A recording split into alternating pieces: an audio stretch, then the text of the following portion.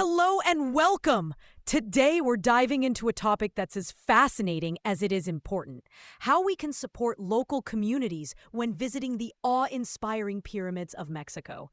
Just a few weeks ago, I found myself at the base of the Pyramid of the Sun in Teotihuacan, trying to catch my breath not just from the climb, but from the sheer magnificence of it all. I was there with a mission to explore how I could genuinely support the local communities while visiting these iconic sites. And I'll be honest, I was a bit overwhelmed about where to start. A good friend of mine, Maria, who lives in Mexico City, had told me before my visit, "You've got to look beyond the pyramids. The real treasures are in the communities around them." Her words stuck with me as I looked around at the bustling scene of tourists snapping photos. Vendors selling trinkets, and local guides passionately sharing stories about the ancient city. It's so easy to get caught up in the main attractions and completely miss the vibrant life pulsing just beyond. As I wandered through the site, admittedly feeling a bit lost among the visitors, I struck up a conversation with a local guide named Javier. He asked, "You want to support us?" With an expression of genuine curiosity and a hint of surprise. "There are many ways, but it starts with understanding our stories," he said. Javier then invited me to a community event that evening, where he promised I'd see how they celebrate their culture. Initially, I was hesitant. Was it even appropriate for me, an outsider, to join? But Javier, with a reassuring smile, assured me, "You're welcome. Just come with an open heart." So, I decided to take the leap. That evening, under a sky full of stars, I found myself in a small courtyard surrounded by locals. The air was filled with the aroma of homemade tamales and the rhythmic sound of traditional music.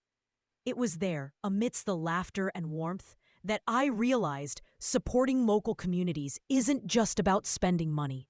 It's about engaging genuinely and respectfully. It's a fundamental shift from being a passive observer to an active participant in their living culture. Andres Morales from UNESCO once said, "The community-based focus recognizes that tourism cannot keep growing at the cost of local communities, but rather with them and by them." This resonated with me deeply. While mingling at the event, I met an artisan named Luisa. She told me, "We just want people to see us, not just the pyramids." Her words struck a profound chord.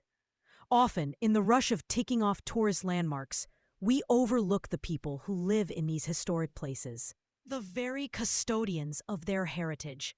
The next day, fueled by this newfound understanding, I was determined to do more.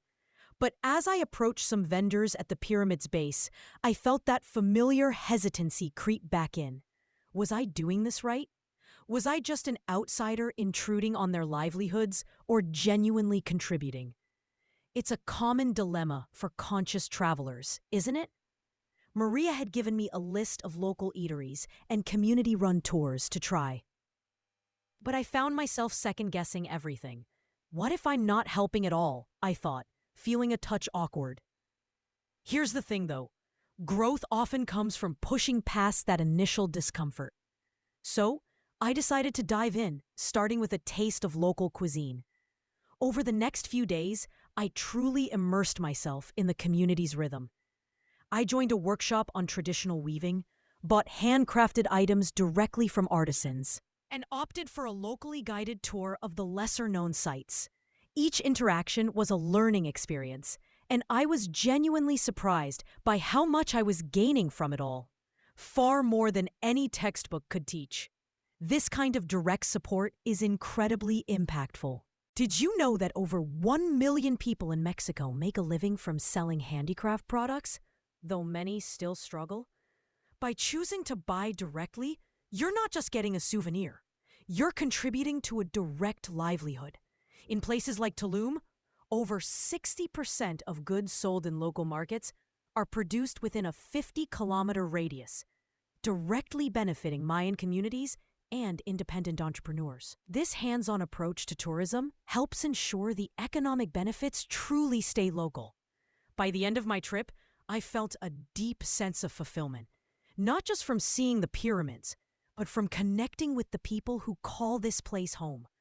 Supporting local communities was about building relationships, however brief, and acknowledging the human stories behind the ancient stones. Reflecting on my journey, there are a few things I'd do differently next time. I definitely plan more time to spend in the villages surrounding the pyramids. Also, I'd make a point to educate myself better on local customs beforehand, to avoid any unintentional faux pas. Something I learned the hard way with a slightly too enthusiastic photo request. But there are things I'd repeat in a heartbeat, like diving into local cuisine and opting for community-led experiences. It's exciting to see that Mexico's sustainable tourism market is projected to grow significantly. This growing segment underscores the importance of our choices. If you're planning your own trip, consider seeking out these eco-friendly experiences. In the end, my journey wasn't just about seeing the pyramids. It was about understanding the living culture that surrounds them and recognizing the vital role tourism plays in local economies.